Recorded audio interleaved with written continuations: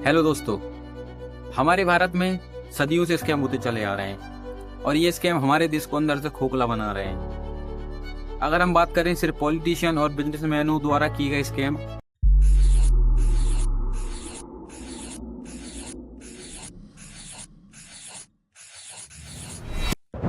जो बनते हैं कुछ 5 लाख करोड़, जो हमारे देश की जीडीपी से भी ज़्यादा हुए हैं। और आज हम बात करने वाले हैं एक ऐसे स्कैम के बारे में जिसने रातों रात देश के बैंक्स के शेयर 20% से नीचे गिरा दिए। बैंकों के बाहर हजारों लोगों की भीड़ थी। इस स्कैम का नाम है नीरव मोदी स्कैम।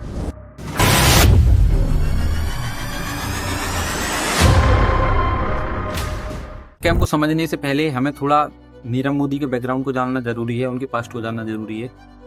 देखिए, नीरव मोदी जो हैं, इनका जन्म 1971 में गुजरात के एक शहर पालमपुर में होता है और इनका जन्म एक हीरा व्यापारी के घर होता है, क्योंकि इनके जो दादाजी हैं केशव लाल मोदी, वह बहुत बड़ी हीरा व्यापारी थी। इनके जन्म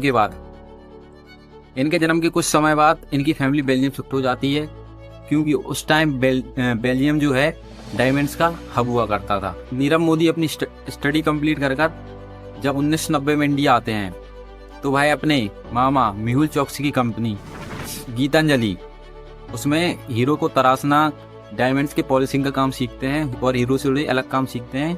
और 9 साल वो यही चीज़ करते हैं और 9 साल में वो इस काम में इतने ज़्यादा माहिर हो जाते हैं कि 1999 में अपनी एक खुद की company fire star diamond international की शुरुआत करते हैं। और यहीं से शुरुआत होती है 11,400 करोड़ के स्कैम की। तो ये काम नीरव मोदी का 2009 तक चलता है। 2009 में उनके एक दोस्त उनसे एक ईयरिंग्स की डिज़ाइन के लिए कहते हैं और वो इस काम को करते भी हैं। और वो ईयरिंग्स इतने अच्छे बन जाते हैं कि ये ज्वेलरी के मार्केट में उतर जाते हैं और इसी मार्केट के चलते हुए ये इस स्कैम को अंजाम देते हैं।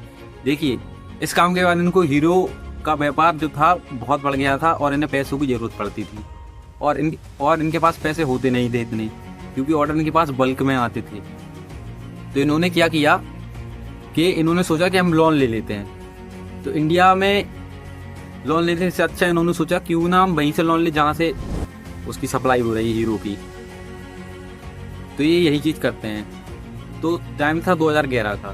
2011 में पीएनबी ब्रांच में नया डिप्यूटी मैनेजर आया था जिसका नाम था गोकुलनाथ शेट्टी।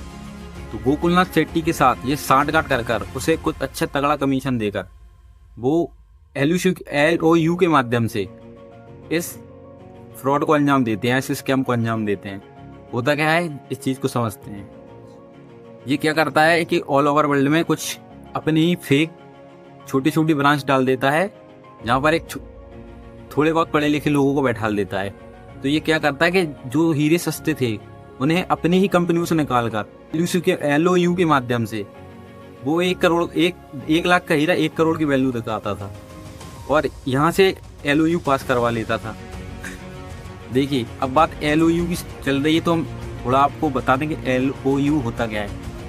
LOU एक अप्रूवल होता है जो गारंटी लेता है इंडिया में किसी बिजनेसमैन की कि अगर वो अदर बैंक से, मतलब आउट ऑफ इंडिया की किसी बैंक से अगर वो लोन लेता है और अगर वो पैसा नहीं लौटाता है तो इंडिया की जो बैंक है जो यहाँ से LOU अप्रूव कर रही है वो उसको पैसा देगी।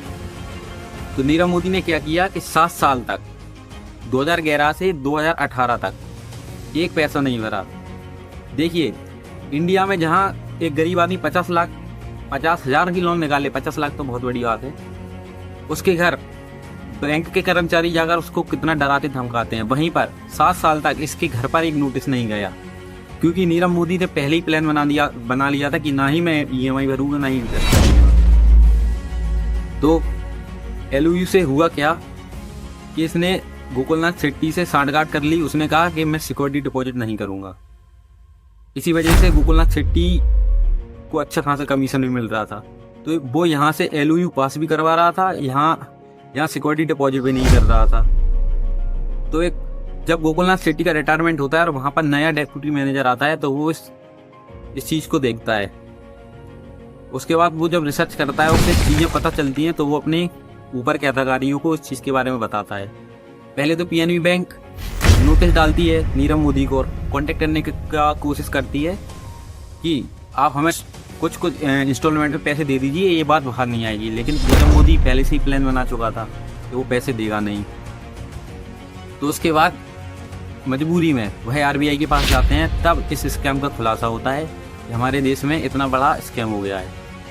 और जब तक हमारी पुलिस को पता चलता, हमारी मीडिया को पता चलता, उससे पहले ये जितना भी पैसा था वो शेल कंपनियों से लंदन भेज चुका था।